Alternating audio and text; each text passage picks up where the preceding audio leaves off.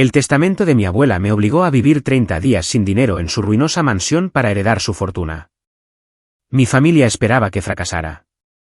Pensé que era un castigo cruel, pero estaba muy equivocada. El testamento de mi abuela era una broma cruel. Para heredar su fortuna, tenía que sobrevivir 30 días sin dinero en su mansión abandonada y en ruinas. Mi tía y mi tío codiciosos estaban observando, esperando que fracasara. Pensé que su último deseo era un castigo. No tenía idea de que era un rastro de migas de pan que me llevaría a la verdad de quién era ella y quién estaba destinada a ser yo. Mi abuela, Eleanor Redwood, no era una mujer cálida y tierna. Era una matriarca, una titán de la industria, una mujer tallada en granito y de una ambición silenciosa y calculadora. La había querido, por supuesto, pero era el tipo de amor que un pequeño y nervioso soldado raso siente por un general de 5 estrellas distante y profundamente intimidante. A sus ojos, yo era una decepción, una chica tranquila y artística con una montaña de deudas estudiantiles y una notable falta de su propia ambición despiadada. Así que, cuando me convocaron a la lectura de su testamento, no esperaba nada. Me senté en el sofocante despacho de abogados con paneles de madera, una pequeña e insignificante isla de ropa de segunda mano, a la deriva en un mar de los caros y elegantes atuendos de luto de mis parientes. Mi tía y mi tío, Ethan y Vanessa, eran las estrellas de este espectáculo en particular. Se sentaron en las lujosas sillas frente al escritorio del abogado, sus rostros una perfecta y ensayada actuación de sombrío duelo. Pero sus ojos, sus agudos y codiciosos ojos, brillaban con la emoción del inminente golpe financiero. El abogado, un hombre tan viejo y seco como los documentos que leía, comenzó. Enumeró algunos legados menores a organizaciones benéficas, y luego llegó al evento principal, la disposición del patrimonio Redwood, una fortuna que se rumoreaba ascendía a decenas de millones. La totalidad de mi patrimonio restante, leyó el abogado, su voz seca y codiciosa, incluyendo todas las propiedades, acciones, bonos y activos líquidos, lo dejo en su totalidad a mi amada nieta, Sofía. El silencio en la habitación fue absoluto. Yo solo miraba fijamente, mi mente en un completo blanco. Y entonces miré a mi tía y a mi tío. Sus rostros, que habían estado tan llenos de una expectativa engreída y confiada, eran ahora una máscara de puro, feo y profundamente satisfactorio shock. Pero entonces el abogado carraspeó. Sin embargo, hay una condición. Las sonrisas engreídas y depredadoras comenzaron a reaparecer en los rostros de mis parientes. La herencia de mi nieta, continuaba el testamento, depende total y completamente de la finalización exitosa de una única tarea final. Ella debe, por un periodo no menor a 30 días consecutivos, residir sola en mi antigua y actualmente deshabitada mansión de campo, Redwood Manor. El abogado me miró por encima de sus gafas. Los términos son específicos. Debes llegar solo con la ropa que llevas puesta. Sin dinero, sin teléfono, sin contacto exterior. Debes sobrevivir con lo que puedas encontrar dentro de los límites de la propiedad. Tu tía y tu tío, señaló a mis parientes ahora radiantes, han sido designados como los supervisores oficiales de esta prueba. Se les permite visitarte una vez por semana para confirmar que no has abandonado los terrenos. Si fracasas o si te retiras en cualquier momento, la totalidad del patrimonio en su totalidad revierte a ellos. La habitación volvió a quedar en silencio, pero esta vez era un tipo diferente de silencio. Era el silencio de una broma cruel y profundamente personal, un último acto póstumo de guerra psicológica de una abuela que nunca entendí realmente. No me estaba dando un regalo. Me estaba castigando por mi blandura, por mi falta de su propio instinto de supervivencia despiadado. Me estaba arrojando a los lobos, y acababa de entregarle a mi tía y mi tío, codiciosos y ahora muy felices, las llaves de la jaula. El abogado me llevó a la mansión esa tarde. Fue un viaje de 2 horas fuera de la ciudad, adentrándose en el campo salvaje y cubierto de maleza. Me dejó al pie de un largo, sinuoso y profundamente inhóspito camino de entrada. Las enormes puertas de hierro forjado se cerraron detrás de mí con un gemido, como las puertas de una prisión. Miré hacia la casa. No era el hogar hermoso y vibrante que recordaba vagamente de mi infancia. Era una ruina, una silueta oscura, gótica y profundamente intimidante contra el cielo gris e implacable. Las ventanas estaban tapiadas, la pintura se estaba pelando, los jardines eran una jungla salvaje y enredada. Mi tía y mi tío pensaron que esto era una prueba de mi resistencia, un juego que estaban seguros de que perdería.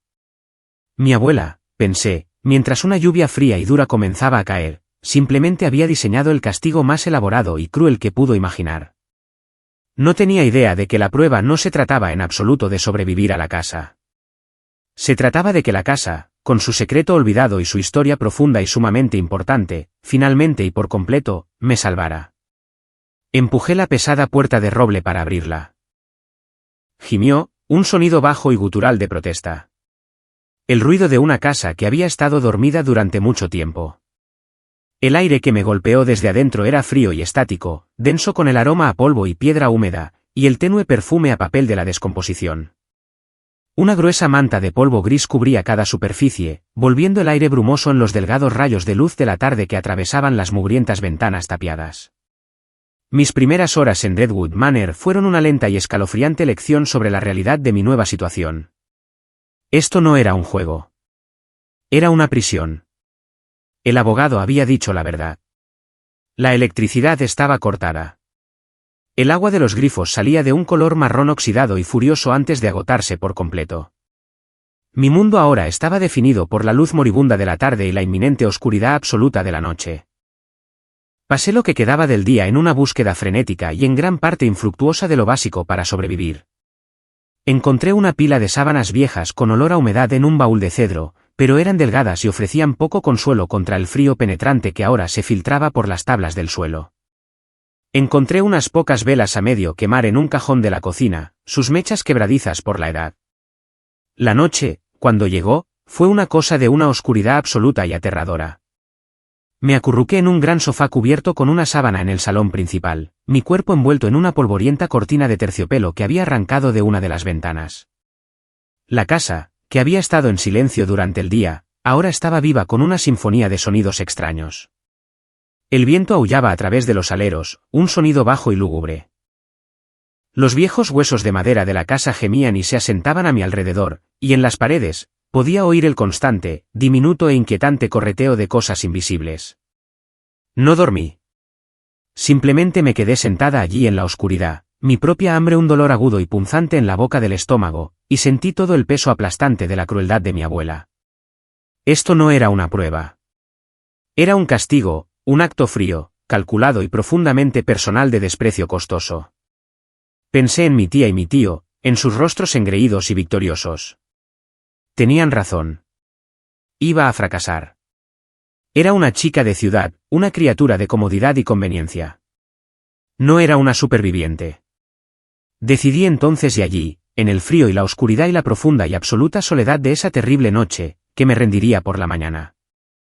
Pero la mañana, cuando llegó, trajo consigo un nuevo e inesperado aliado, el sol. Entraba a raudales por las altas y sucias ventanas, ahuyentando lo peor de las sombras de los rincones de la habitación y convirtiendo las motas de polvo en una galaxia dorada y arremolinada. La casa, a la luz del día, no era un monstruo. Era solo una casa triste, muy vieja y profundamente descuidada. Impulsada por un hambre que ahora era una fuerza cruda e innegable, comencé una búsqueda más metódica. Fui a la cocina, a la gran despensa en la parte trasera. Estaba mayormente vacía, un triste y polvoriento cementerio de especias caducadas y frascos vacíos. Estaba a punto de rendirme, de admitir mi derrota final y patética, cuando lo vi. En el estante más alto, escondido en la parte de atrás, había un único y solitario frasco de vidrio bellamente conservado. Era un frasco grande de los famosos duraznos en conserva caseros de mi abuela, los que solía hacer cada verano. Y a su lado, como si lo hubiera dejado allí un fantasma, había un pequeño abrelatas manual, antiguo y sin óxido. Mis manos temblaban mientras bajaba el frasco. La tapa estaba sellada herméticamente, un testimonio de la habilidad de mi abuela. Me tomó 10 largos y profundamente frustrantes minutos de gruñidos y maldiciones, pero finalmente, con un triunfante pop metálico, rompí el sello. Me senté en el polvoriento suelo a cuadros de la vieja cocina de mi abuela, en un charco de luz solar dorada de la mañana, y me comí esos duraznos con mis propias manos. Fueron la cosa más grandiosa y deliciosa que he probado en toda mi vida. Sabían a verano. Sabían a una vida que había olvidado. Sabían a esperanza. Me senté allí, el dulce y pegajoso almíbar, una explosión de energía pura y vivificante en mi estómago vacío. Era una cosa pequeña, una sola lata de duraznos dejada en un estante alto. Pero no era algo al azar. Mi abuela había sido una planificadora, una estratega, una mujer que pensaba 10 movimientos por delante. Y esto, lo supe con una certeza repentina y absoluta, no era solo una comida. Era un mensaje, una pista. Miré alrededor de la vasta, silenciosa y ahora mucho menos intimidante casa, y me di cuenta de que este lugar no estaba vacío en absoluto. Era un rompecabezas, un mapa, y acababa de encontrar, de la manera más deliciosa e inesperada posible, la primera pieza. Mi misión ya no era solo sobrevivir. Era explorar, buscar, entender. Comencé una exploración metódica, habitación por habitación, de la casa, no como una ocupa buscando restos, sino como una arqueóloga buscando señales de una vida que me había sido ocultada. La casa era una cápsula del tiempo. Cada habitación, un capítulo diferente de la vida de mi abuela Eleanor. El gran salón formal estaba lleno de los fantasmas de la mujer de negocios poderosa y exitosa en la que se había convertido. Pero fue en los espacios pequeños, olvidados y más personales donde comencé a encontrar a la verdadera ella. Su estudio fue el más revelador de todos. No era el frío despacho corporativo que había esperado. Sí, una pared estaba forrada de suelo a techo con imponentes libros encuadernados en cuero sobre finanzas, economía y el arte de la negociación. Pero las otras paredes estaban llenas de poesía, de literatura clásica, de novelas gastadas, muy queridas y profundamente sentimentales. Era una habitación de una contradicción secreta y profunda. Fue allí, mientras mis dedos trazaban los lomos de los libros, que lo encontré, un único y solitario volumen que estaba completa y totalmente fuera de lugar. Era un libro de botánica, sobre el lenguaje de las flores, escondido entre la biografía de un magnate del petróleo y un tratado sobre derecho corporativo. Lo saqué del estante. No era un libro. Era una caja, ahuecada, su interior forrado con un suave y desvaído terciopelo, pero estaba vacía. Mi corazón se hundió, un callejón sin salida.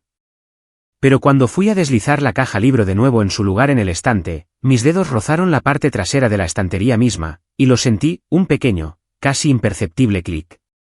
La sección entera de la estantería, la que sostenía los densos y profundamente aburridos volúmenes sobre derecho corporativo, se giró silenciosa y suavemente hacia adentro, revelando una habitación pequeña, oscura y completamente oculta. Mi abuela, la mujer de los secretos, había tenido un estudio secreto. Entré.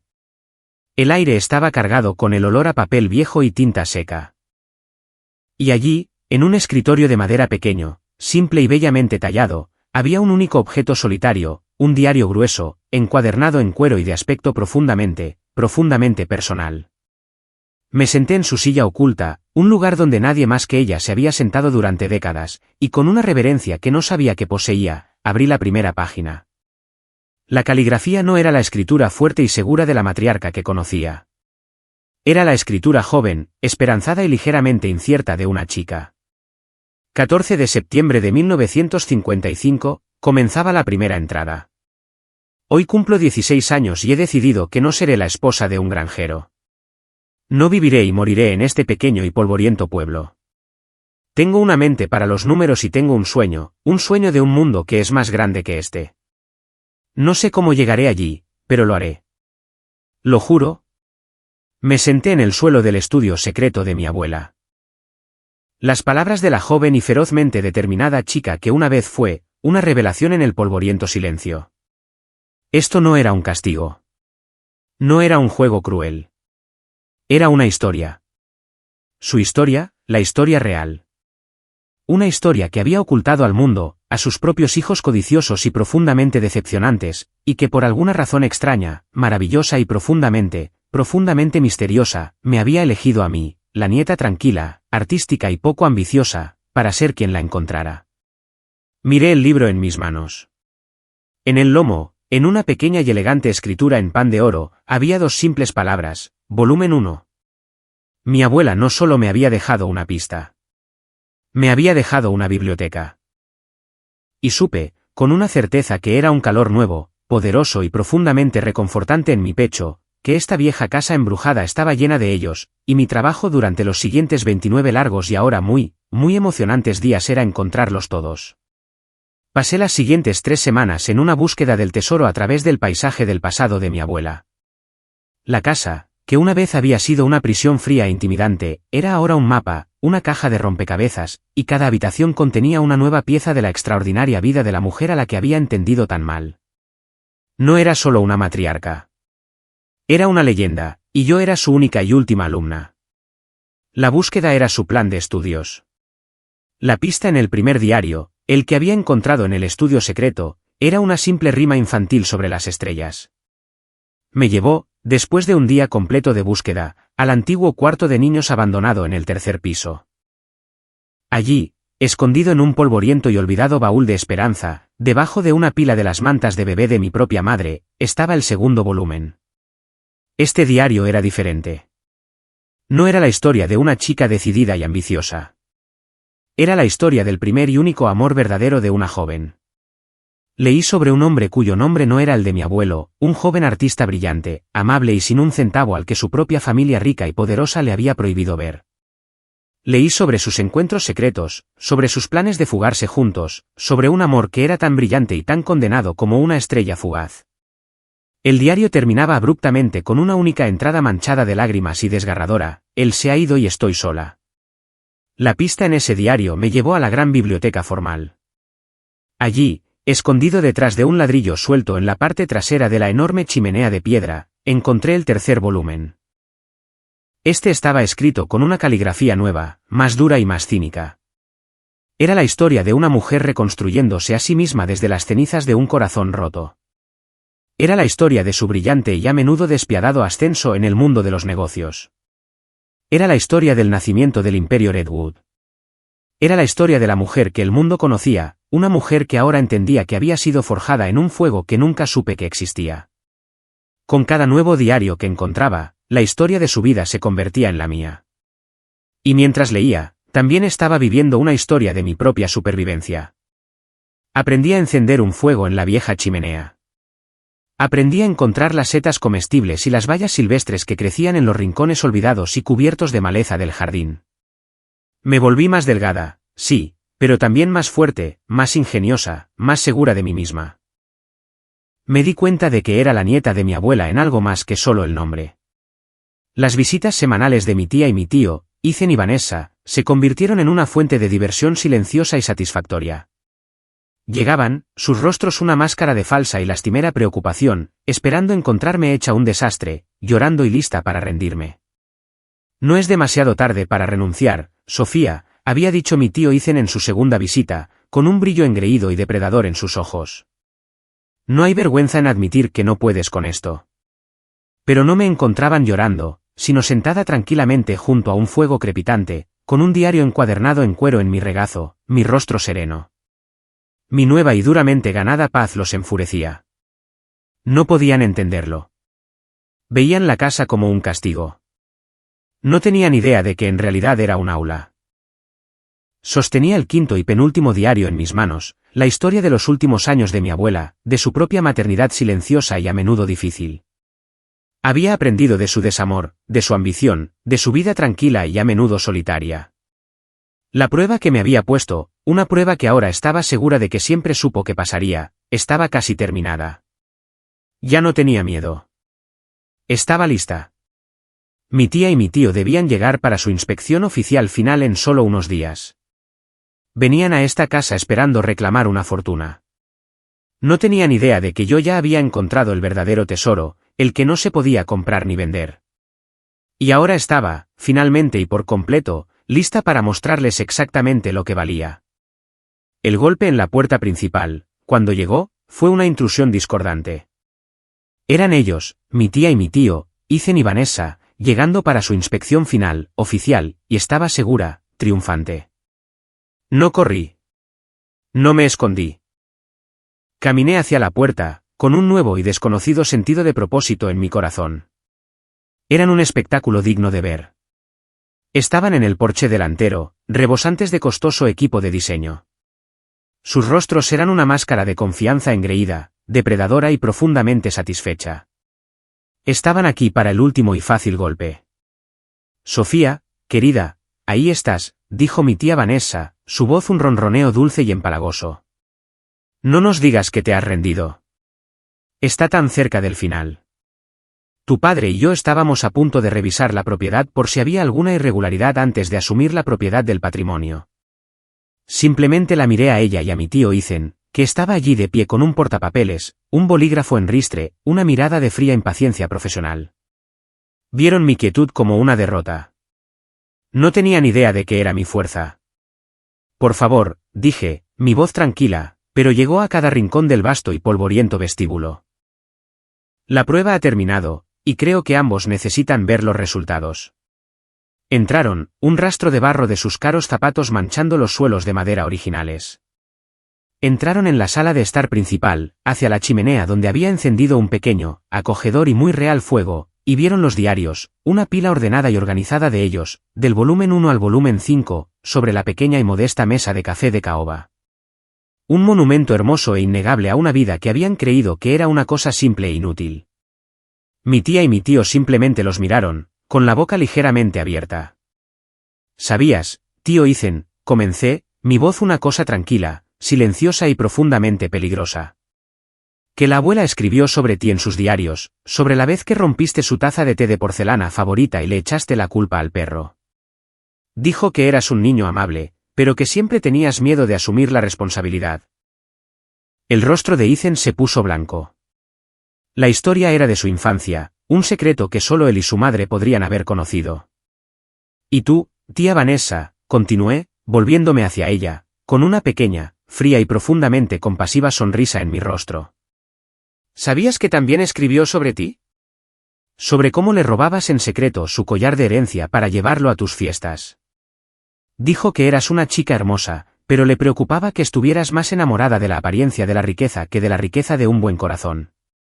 Sus máscaras engreídas y seguras de victoria se habían desvanecido, reemplazadas por un terror nuevo, terrible y profundamente vulnerable. Se dieron cuenta, con un horror creciente que destrozaba el alma, de que esta casa no estaba vacía. Estaba llena.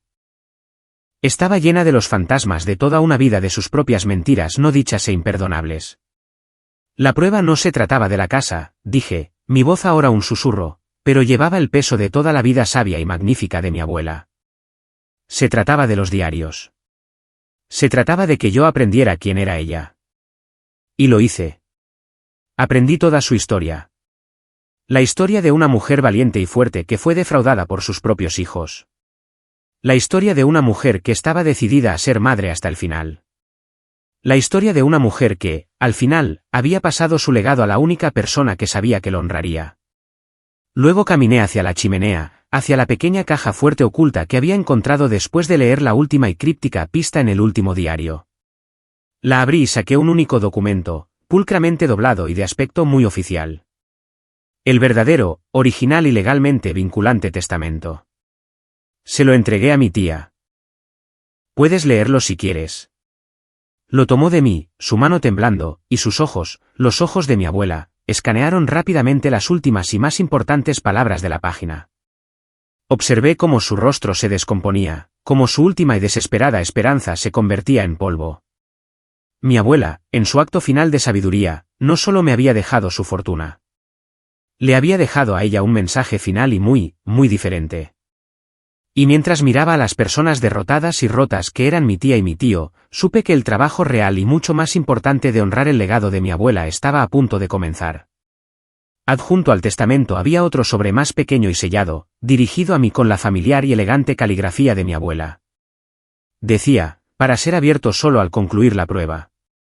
Con mi tía y mi tío como mi audiencia involuntaria y profundamente cautiva, rompí el sello. Era una última carta de ella. Y no era una carta de triunfo. Era una carta de una compasión profunda y profundamente estratégica. Mi queridísima Sofía, leí en voz alta. Mi propia voz, un instrumento tranquilo y firme de sus últimos deseos. Si estás leyendo esto, significa que has hecho lo que siempre supe que podías hacer. Significa que no solo has sobrevivido. Significa que has entendido. Has encontrado mi historia y, al hacerlo, has comenzado a escribir la tuya. Te he dejado toda mi fortuna. Es una carga grande, pesada y a menudo terrible, pero sé que tienes el carácter para llevarla. Pero te dejo más que solo mi dinero. Te dejo una misión final y muy importante. Miré a mi tía y a mi tío, que ahora me observaban, una nueva y profundamente desconocida mirada de temerosa anticipación en sus rostros. Mi hijo, tu tío Ethan, y su esposa Vanessa no son malas personas. Simplemente están perdidos. Han pasado toda su vida a la sombra de mi éxito y han llegado a creer que el dinero es la única medida del valor de una persona. Yo soy la culpable de esto. No fui una buena madre para él. Fui mejor CEO que madre, y ese es el único y mayor arrepentimiento de mi vida. No deseo castigarlos con la pobreza, continuaba la carta. Deseo curarlos con un propósito. Por lo tanto, el testamento tiene una condición final y no negociable. Una parte del patrimonio se utilizará para establecer la fundación de la familia Redwood, una organización benéfica dedicada a las artes y a la preservación de la historia local. Todas las cosas que tu tío siempre ha llamado frívolas. Y tú, mi querida Sofía, serás su presidenta. Y tu tía y tu tío, leí, dando el último y brillante jaque mate, si desean recibir su propia y generosa herencia anual del patrimonio, no tendrán más remedio que aceptar un puesto. Trabajarán para ti, para la fundación, durante los próximos 5 años. Aprenderán con el trabajo de sus propias manos que un legado no es algo que se hereda, sino algo que se construye. La historia no termina con una victoria, sino con un comienzo nuevo y profundamente desafiante. Ha pasado un año. Estoy sentada a la cabeza de una gran mesa de caoba pulida. No estoy en una sala de juntas corporativa. Estoy en la biblioteca recién restaurada de Redwood Manor, que ahora es la sede oficial de la fundación de la familia Redwood.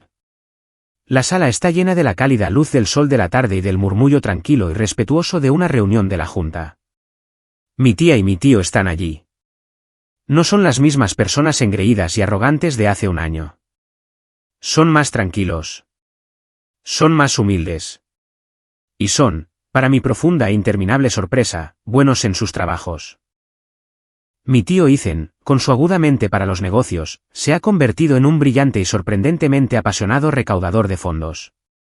Mi tía Vanessa, con sus extensas conexiones sociales, se ha convertido en una formidable organizadora de eventos para nuestras galas benéficas. No son solo mis empleados. Somos, por primera vez en nuestras enteras y profundamente complicadas vidas, una familia. Una familia extraña, rota y ahora, finalmente y de verdad, en proceso de sanación. Mi abuela no solo me había dejado una casa llena de sus recuerdos. Me había dejado un mapa de ruta, un mapa que me había llevado no solo a mi propia fortaleza, sino a la bondad oculta y largamente olvidada en los corazones de las mismas personas que una vez pensé que eran mis enemigos. No solo me había enseñado su historia. Con su último y más brillante acto de amor, me había convertido en la autora de la nuestra. Una historia absolutamente brillante y madura sobre la increíble previsión de una abuela y una prueba que fue mucho más que simple supervivencia.